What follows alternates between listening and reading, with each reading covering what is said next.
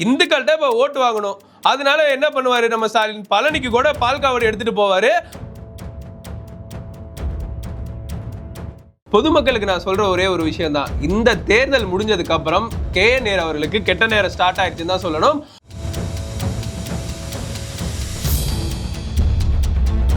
இந்த தேர்தல் முடிஞ்சதுக்கு அப்புறம் உதயநிதி அவர்களோட ஈசிஆர்ல இருக்கக்கூடிய அந்த வீடு வந்து நிச்சயமா இடிக்கப்படும். உறுதியா ஒரு விஷயத்த சொல்லிடுறேன், திமுக இந்த தடவை ஆட்சிக்கு வரப்போறது இல்லை. அந்த விஷயம் நம்மளை விட ரொம்ப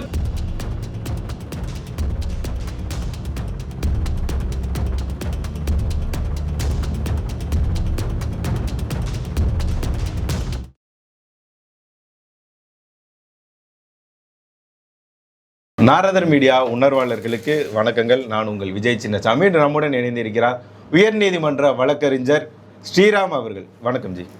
வணக்கம் ஜி.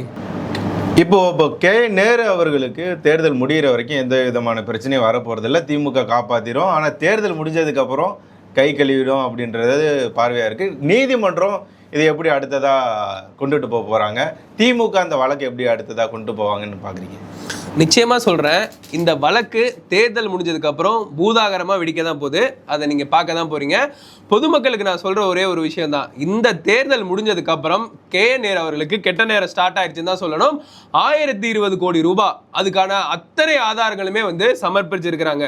ஏதோ உள்ளூர் போலீஸ் ஸ்டேஷன்ல இருந்துச்சுன்னா ஆட்சி அதிகாரத்தில் இருக்காங்கன்னு சொல்லி மிரட்டி அதை தொலைச்சிருந்துச்சு, எரிஞ்சிருச்சுன்னு சொல்லிடலாம்.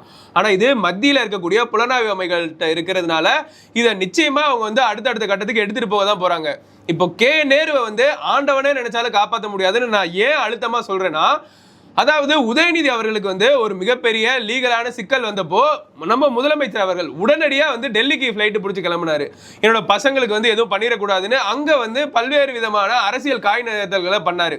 அதே கட்சியில் அவங்களுக்காக வந்து வாழ்நாள் முழுவதுமே கடினமாக உழைச்சு அந்த கட்சியை கிட்டத்தட்ட ஆட்சிக்கு எடுத்துட்டு வந்ததுல ஒரு முக்கிய பங்கு ஆட்டின அளவுக்கு செந்தில் பாலாஜியோட பங்கும் இருக்கு. அவருக்கு வந்து பிரச்சனை வந்தது, அவர் அதை கொண்டு போய் ஜெயிலில் பல வருஷமா வச்சிருந்தாங்க. அப்போ எந்த ஒரு நடவடிக்கையும் எடுக்காத இதே முதலமைச்சர் தன்னுடைய பிரச்சனைக்கு, தன்னுடைய மகனுக்கு பிரச்சனைங்கிறப்ப மட்டும் உடனடியாக ஓடி போனாரு.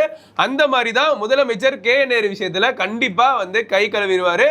அதனால நீங்க வந்து நிச்சயம் எதிர்பார்க்கலாம், நேரு வந்து கைதாகலாம். கண்டிப்பா எலெக்ஷன் முடிஞ்சதுக்கு அப்புறம் கைதாகலாம். இந்த விஷயம் சாதாரணமா விட போறது இல்லை.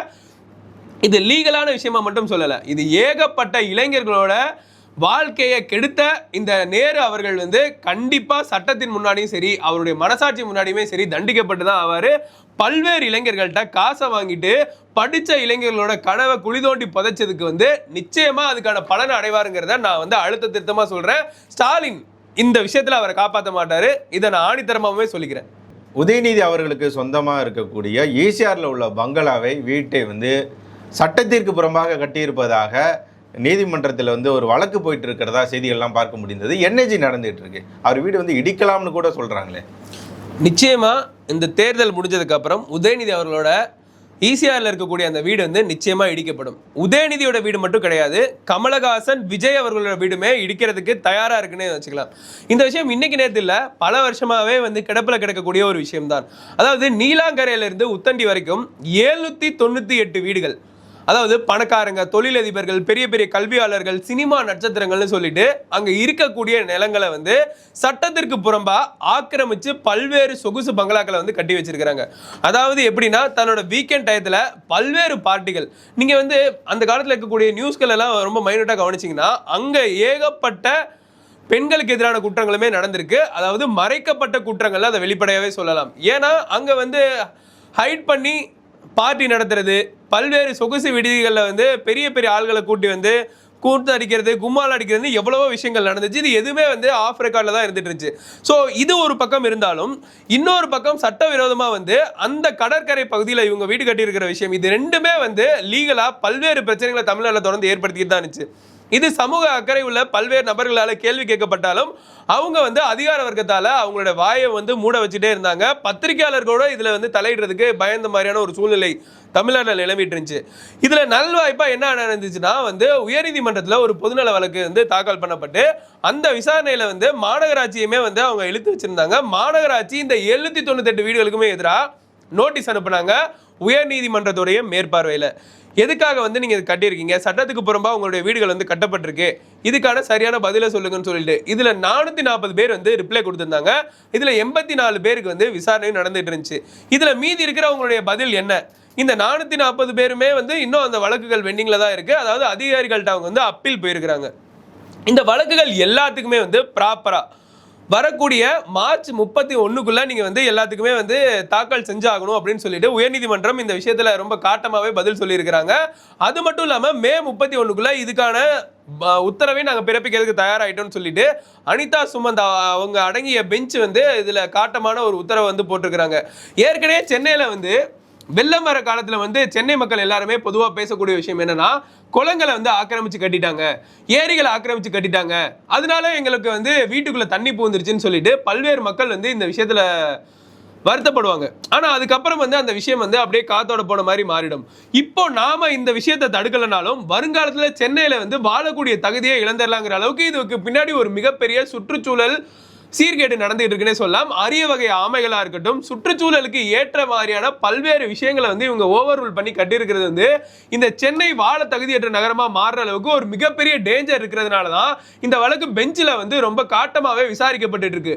அதனால நான் உறுதியா சொல்றேன், இந்த தேர்தலுக்கு அப்புறம் ஒருவேளை திமுக வருமானு தெரியல, ஆனா வரலன்னா உறுதியா உதயநிதி அவர்களோட வீடும், விஜய் அவர்களோட வீடும், கமல் அவர்களோட வீடும் சேர்த்து இந்த 798 ஆக்கிரமிப்புகளும் அகற்றப்படுங்களே எந்த விதமான சந்தேகம் இல்லை. ஒருவேளை இவங்களோட அதிகாரத்தை துஷ்பிரயோகம் பண்ணி அந்த சட்டத்தை வந்து இவங்க திருத்தம் பண்ணி பரவாயில்ல வீடு கட்டிக்கலான்னு கொண்டு வந்தாங்கன்னா சென்னையில் இருக்கக்கூடிய கோடிக்கணக்கான மக்களுடைய எதிர்காலம்ங்கிறது கண்டிப்பா கேள்விக்குறியாகும். ஏற்கனவே குளத்தினால வந்து மழை காலங்கள்ல இங்க எவ்வளவு மக்கள் கஷ்டப்படுறாங்கிறது நமக்கு தெரியும். ஆனா அதுல வந்து தேர்தலுடைய தலையீடுகளும் வந்து முக்கியமா இருக்கும். ஏன்னா ஆட்சி மாற்றம் நடந்துச்சுன்னா இந்த விஷயங்கள் வந்து ரொம்ப சீக்கிரமே நடக்குங்கிறதுல எந்த விதமான சந்தேகமே கிடையாது. மக்கள் வந்து இதுல கொஞ்சம் விழிப்புணர்வோடு இருந்து இந்த விஷயத்துல தலையிடலைன்னா இந்த சென்னை வாழ தகுதி இல்லாத நகரமா மாறுங்கிறதுல நமக்கு எந்த விதமான சந்தேகமும் இல்லைங்கிறத நான் இங்க பதிவு பண்ண விரும்புறேன். ஆட்சி மாற்றம் இதெல்லாம் நீங்கள் பேசுகிறதுனால ஒரு அரசியல் கேள்வி கேட்கலான்னு நினைக்கிறேன். திமுக வந்து வெற்றி பெறுவோம் அப்படின்னு சொல்லி உதட்டளவில் வாயளவில் சொன்னாலும் அவங்களுக்கு ஒரு பயம் இருப்பதா நம்ம பார்க்க முடிகிறது. மக்களும் அதை தான் சொல்கிறாங்க. ஏன்னா எந்த கட்சி கூட்டணி வந்தாலும் பரவாயில்ல, நாங்கள் உடனே சேர்த்துக்கிறோம், உங்களுக்கு இத்தனை தொகுதிகளை கொடுக்குறோம், உங்களோட சின்னத்திலே நீங்கள் போட்டியிடலாம். இது மட்டும் இல்லாமல் திருமண பக்கம்லாம் விளம்பரம், ஏன்னா நல்லாட்சி நாங்கள் கொடுத்துருக்கோம், மீண்டும் நாங்கள் ஆட்சிக்கு தான் வரப்போகிறோன்னா இந்த மாதிரிலாம் செய்ய வேண்டிய அவசியம் இல்லை அப்படின்ற மாதிரி மக்கள்லாம் கேள்வி எழுப்புறாங்க. நீங்கள் எப்படி பார்க்குறீங்க? திமுக கூட்டணி மீண்டும் ஆட்சிக்கு வருமா? அவங்க ஆட்சிக்கு வந்தால் ஆட்சியிலும் பங்கு அதிகாரத்திலும் பங்கு அப்படின்னு சொல்லி திருமாவளவன்லாம் பேசினார். அது கொடுப்பதற்கான வாய்ப்புகள் இருக்குமா? எப்படி பார்க்குறீங்க? உறுதியா ஒரு விஷயத்த சொல்லிடுறேன், திமுக இந்த தடவை ஆட்சிக்கு வரப்போறதில்ல. அந்த விஷயம் நம்மளை விட ரொம்ப திருத்தமாவே முதலமைச்சர் அவர்களுக்கு நல்லாவே தெரியும். ஏன்னா உளவுத்துறைன்னு தமிழ்நாட்டில் ஒரு விஷயம் இருக்கு. இப்போ எங்கேயாச்சும் பிரச்சனை நடந்துச்சுன்னா அதை முன்கூட்டியே தெரிஞ்சுக்கிட்டு அதை தடுக்கிறது தான் உளவுத்துறை. அப்படி ஒரு உளவுத்துறை தமிழ்நாட்டில் இருக்குதான். ஆனா பிரச்சனைகளை கண்டுபிடிக்கிறதுக்காக இல்ல, ஸ்டாலின் அவர்களுக்கு வந்து துப்பு கொடுக்கறதுக்காக மட்டுமே இந்த உளவுத்துறை வந்து பயன்படுத்தப்பட்டு இருக்கு. அவங்க நிச்சயமா ஒரு விஷயத்த சொல்லியிருப்பாங்க, மறுபடியும் நீங்க ஆட்சிக்கு வர்றதுக்கு எந்த விதமான வாய்ப்புமே இல்லைன்னு சொல்லிட்டு. ஏன் இதை நான் தெளிவா சொல்றேன்னா, முதலமைச்சர் அவர்களுக்கு தேர்தலை தோத்துருவோங்கிற பயம் வந்துருச்சு. அதனாலதான் இப்போ அவங்களுடைய எதிர்கட்சியா இருக்கக்கூடிய அதிமுக காரர்கள் இருக்கிற 2ஆம் கட்ட தலைவர்கள் எல்லாருக்குமே வந்து நோட்டீஸ் அனுப்புறது, சம்மன் இஷ்யூ பண்றது, எதுக்காக நீங்க அந்த வார்த்தையை பயன்படுத்தினீங்க, எதுக்காக நீங்க இந்த இடத்துல கூட்டம் போட்டீங்கிற பல்வேறு கொயரிஸோட இப்போ அவங்களுடைய வேலைகளை வந்து இந்த தேர்தல் ஆணையத்துடைய அதிகாரத்தையும் மீறி ஸ்டாலின் அவர்களோட காவல்துறை வந்து தடுக்க பாக்குறாங்க. மக்களை அவங்க அப்ரோச் பண்ண முடியாம நீங்க வந்து ஸ்டேஷனுக்கு வாங்க, பதில் சொல்லுங்க, இதுக்கு வந்து சரியான பதிலை எழுதி கொடுத்துட்டு போங்கன்னு பல்வேறு பேர் மேல வந்து இங்க ஸ்டாலின் அரசாங்கம் வந்து பல்வேறு விதமான பிரச்சனைகளை தொடர்ந்து கொடுத்துட்டு இருக்காங்க. இன்னொரு பக்கம் விஜய் தனக்கு எங்க போட்டியா வந்துருவாரோன்னு ஒரு பயத்துல தான் காலையில போற கொளத்தூர்ல வந்து எந்த பிரச்சனையும் இல்லாத மாதிரியும், அதுக்கப்புறம் விஜய் அவர்கள் வந்து அந்த இடத்துக்கு வர்றதுனால மிகப்பெரிய கூட்ட நெரிசல் ஏற்பட்டுருச்சு. கரூர் மாதிரி மறுபடியும் ஒரு சம்பவம் நடந்துடக்கூடாதுன்னு சொல்லிட்டு அங்க கூடனா 5000 மக்கள் மேல வந்து வழக்கு பதிஞ்சிருக்காங்க. இந்த ஸ்டாலினோட கவர்மெண்ட்ல இருக்கக்கூடிய இந்த கையாளாகாத காவல்துறை, ஒரு உளவுத்துறைன்னு வச்சிருக்கக்கூடிய இந்த காவல்துறை இவ்வளவு மக்கள் கூடுவாங்க, அதுக்கு நம்ம எப்படி ப்ரிப்பரேஷனா இருக்கிறது, அதுக்கு பாதுகாப்பு முன்னேற்பாடுகள் என்னங்கிற எந்த விதமான அடிப்படை அறிவுமே இல்லாம அவங்களுக்கு பர்மிஷனை கொடுத்தது வந்து யாருன்னு பார்த்தீங்கன்னா எலெக்ஷன் கமிஷன் அவங்க கொடுத்துட்டாங்க. இதை எப்படியாச்சும் தடுக்கணும் அப்படின்னு சொல்லிட்டு அவங்களுக்கு எந்த விதமான பாதுகாப்பும் கொடுக்காம கடைசியில இவ்வளவு கூட்டம் கூட்டிட்டாங்கன்னு சொல்லி 5000 மக்கள் மேல இந்த காவல்துறையினர் வந்து வழக்கு பதிஞ்சிருக்கிறாங்க. ஸ்டாலின் அவர்களும் வந்து அங்க பிரச்சாரம் பண்றாரு. பிரச்சாரம் பண்ற இடத்துல ஒரு 100-150 மக்கள் வந்தாங்க. ஏன்னா ஸ்டாலின் அவர்கள் காசு கொடுத்தாதான் கூட்டம் வருங்கிறது நம்ம எல்லாருக்குமே தெரியும். அப்ப அந்த 100 மக்களும் ஏன் வந்து ஸ்டாலினை பார்க்க வந்தீங்கன்னு சொல்லி வழக்கு பதிய முடியுமா இந்த கையாளாத காவல்துறையினால? ஆக ஸ்டாலின் அவர்கள் வந்து இந்த காவல்துறையை பயன்படுத்தி எப்படியாச்சும் எதிர்க்கட்சிகளை முடக்கி தனக்கு சாதகமா இந்த அரசியல் களத்தை கொண்டு வரலான்னு முயற்சி பண்றாரு. இது அவர் தோத்துருங்கிற மனநிலைப்பாடு வந்து ரொம்ப தெளிவாவே தெரியுது. அதனால அவர் ஆட்சிக்கு வரதுக்கு எந்த விதமான ஒரு சாத்தியக்கூறும் கிடையாதுங்கிறத நான் தெளிவாவே உங்களுக்கு சொல்லிடுறேன். இதுல முன்பு நீங்க பேசும்போது சொல்லியிருந்தீங்க திமுக வந்து இந்துக்களுக்கு எதிரான கட்சி போல சித்தரிக்கிறார்கள் அப்படின்னு சொல்லிட்டு. அதனால இந்த கேள்வி நான் உங்ககிட்ட கேட்குறேன். உதயநிதி வந்து சனாதானம் குறித்து பேசியதற்காக இந்தியா முழுக்க அவர் மேலே வழக்கு போட்டிருந்தாங்க.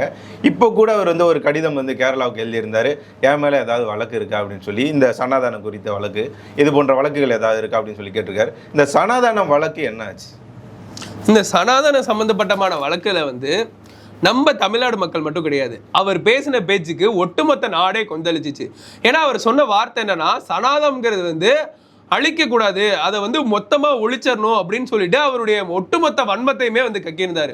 ஒரு மிகப்பெரிய சமூக மக்கள் வாழக்கூடிய ஒரு இடத்துல அதோடைய தலைவராக, அதாவது துணை முதலமைச்சராக இருக்கக்கூடிய ஒரு மனுஷன் பேசக்கூடிய இந்த பேச்சு வந்து ரொம்பவே அருவருக்கத்தக்கதுன்னு மாண்புமிகு உயர்நீதிமன்றத்தில் வந்து இதை ஒரு வழக்காவே போட்டு நடத்திட்டு இருந்தாங்க. அப்ப அந்த உயர்நீதிமன்ற நீதிபதியே வந்து ரொம்பவே மனவேதனை அடைஞ்சு சொன்னாங்க, இந்த மாதிரியான கருத்துக்களுக்கு வந்து நீங்க வழக்கு பதிஞ்சு என்கிட்ட கொண்டு வராம இதற்கு வந்து மனவேதனையில ஒருத்தர் கேட்ட கேள்விக்காக டெல்லியில இருக்கிற ஒருத்தர் மேல வழக்கு பதிஞ்சு இங்க கொண்டு வரது எந்த விதத்துல நியாயங்கிறத நாம கூட அந்த விஷயத்தை வந்து ஏற்கனவே பேசியிருந்தோம்.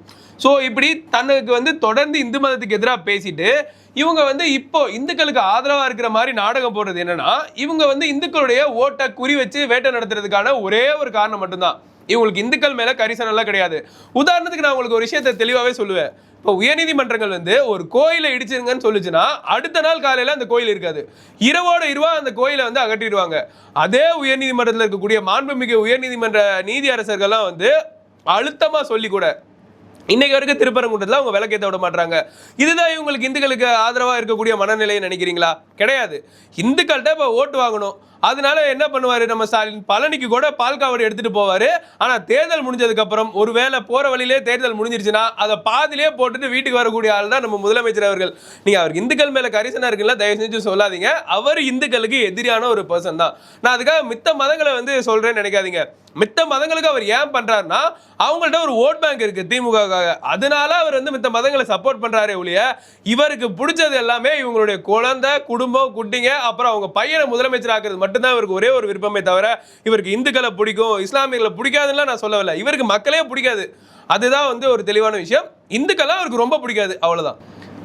திமுக வந்து இப்போ திருந்தி விட்டதா அப்படின்ற ஒரு கேள்வி இருக்கு. ஏன் அப்படின்னா திமுகவில் அமைச்சரவையில் இருந்த மனோ தங்கராஜ் அவர்களுக்கே இந்த தேர்தலில் போட்டியிடுவதற்கான வாய்ப்பு வந்து திமுக வந்து கொடுக்கல. இன்னும் இது போன்ற முக்கியமான சில நபர்களுக்கெல்லாம் வாய்ப்பு கொடுக்காம இருக்காங்க.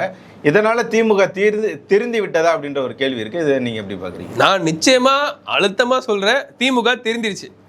எப்ப காலகாலமா நீங்க 50 வருஷம் அரசியல் எடுத்து பாத்தீங்கன்னாலும் தேர்தல் எப்பெல்லாம் வருதோ அப்பெல்லாம் திமுக திருந்திடும். அதாவது 5 வருஷம் இந்த மக்களுக்கு எதிராக கொலை பண்ணலாம், கொள்ளையடிக்கலாம், என்ன வேணா பண்ணலாம்னு இருக்கக்கூடிய இவங்களுடைய சித்தாந்தம் தேர்தல் மட்டும் வந்துருச்சுன்னு வைங்களேன், ரொம்பவே ரொம்ப ரொம்ப நல்லவங்க மாதிரி மக்களுக்கு துணி துவைச்சு கொடுக்கறதா இருக்கட்டும், ஹோட்டல்ல போய் சமைச்சு கொடுக்கறதா இருக்கட்டும்னு இவங்க பண்ற அளப்பறைக்கு ஒரு அளவே இருக்காது. அந்த அளவுக்கு திமுக கார மாதிரி நல்லவங்க இருக்க முடியுமா அப்படின்னு மக்களே வந்து நினைக்க வச்சிருவாங்க ஒரு நிமிஷத்துல. பழசெல்லாம் ஒருவேளை பத்திரிகையாளர் நீங்க எல்லாம் வந்து எடுத்து காட்டலன்னா இந்த திமுகவே அந்த மக்கள் வந்து கோவப்பட்டாங்க அப்படிங்கிற அளவுக்கு வந்து அவங்க மாறிடுவாங்க. இவங்களோட உண்மையான சுயரூபம் எப்ப தெரியும்னா, ஆட்சிக்கு ஒருவேளை வரமாட்டாங்க, வந்துட்டாங்கன்னா வந்த ஒரு மாசம் வந்து கொஞ்சம் நல்ல புள்ள மாதிரி நடிப்பாங்க, 4-5 திட்டங்களுக்கு கையெழுத்து போடுவாங்க. அதுக்கப்புறம் தான் இவங்களுடைய சுயரூபம் தெரியும். இப்ப நீங்க கேட்டீங்க மனோ தங்கராஜ் அவர்களை வந்து ஏன் சீட்டு கொடுக்கலன்னு சொல்லிட்டு, மலமுழுகி மகாதேவன் அப்படிங்கிற பட்டமே வைக்கிற அளவுக்கு பல்வேறு கொள்ளைகளை அடிச்சு இந்த நாட்டுக்கு எதிராக வந்து அவர் வந்து சட்டவிரோதமான செயல்களில் ஈடுபட்டிருக்காரு. அவரை எந்த மூஞ்சி வச்சுட்டு மக்கள் முன்னாடி நிறுத்த முடியும்? அட்லீஸ்ட் வந்து இப்போ நேரு மாதிரி வந்து ஒரு மிகப்பெரிய கொள்ளையர்கள் மத்தியில இந்த மாதிரி சின்ன சின்ன கொள்ளையர்களை வந்து களை எடுத்துட்டு அதை வந்து தேர்தலுக்கு வந்து ஒரு முன்மாதிரியா வச்சிருந்தாங்கன்னா, பாத்தீங்களா இந்த மாதிரி ஆள்கள்லாம் நாங்க வந்து களை எடுத்துட்டோம் அப்படின்ட்டு ஒருவேளை நீங்க இந்த இடத்துல கேட்கலாம், அப்புறம் ஏங்க நேரு மட்டும் அவங்க என்ன தூக்கலன்னு சொல்லிட்டு. அவங்களாம் வந்து ஃபண்டர்ஸ். திராவிட முன்னேற்ற கழகத்தை வந்து ஆட்சி கட்டில உட்காரணும்னா செந்தில் பாலாஜி மாதிரியான ஆட்கள், அப்புறம் கே நேரு மாதிரியான ஆட்களை வந்து பல்வேறு தொகுதிகளுக்கு பொறுப்பாளராக போட்டு அவங்கள ஃபண்டிங் பண்ண சொல்லிடுவாங்க. இப்போ வந்து மனோ தங்கராஜ் அந்த மாதிரி கிடையாது. அவர் கொள்ளையடிச்சு அவர் பாக்கெட்டில் போட்டுக்கிட்டது வந்து திமுக குடும்பத்துக்கு சுத்தமாக பிடிக்கல. எப்படி கொள்ளையடிச்சதுல எங்களுக்கு பங்கு கொடுக்காம நீ போகலாங்கிற காரணத்தினால சில அமைச்சர்கள் வந்து அவங்க ஓரம் கட்டிட்டாங்க. சிலருக்கு வந்து புது வாய்ப்பு கொடுத்த மாதிரி வந்து மக்கள் மத்தியில் ப்ரொஜெக்ட் பண்ணுறாங்க. அவங்க புதுமுகங்கள்லாம் கிடையாது, ஏற்கனவே இருந்தவங்களுடைய வாரிசுகளுக்கு தான் அவங்க மீண்டும் மீண்டும் வாய்ப்பு கொடுத்துருக்காங்களே ஒழிய இவங்கள புதுமுகங்கள்ல நம்ம எந்த விதத்திலுமே எடுத்துக்க முடியாதுங்கிறத நான் இந்த இடத்துல வந்து தெளிவாக சொல்ல விரும்புகிறேன். உங்களுடைய பொன்னான நேரத்தை ஒதுக்கி பல தகவல்களை நாரதன் மீடியாவுடன் பகிர்ந்து கொண்டதற்கு மிக்க நன்றிகள் ஜி.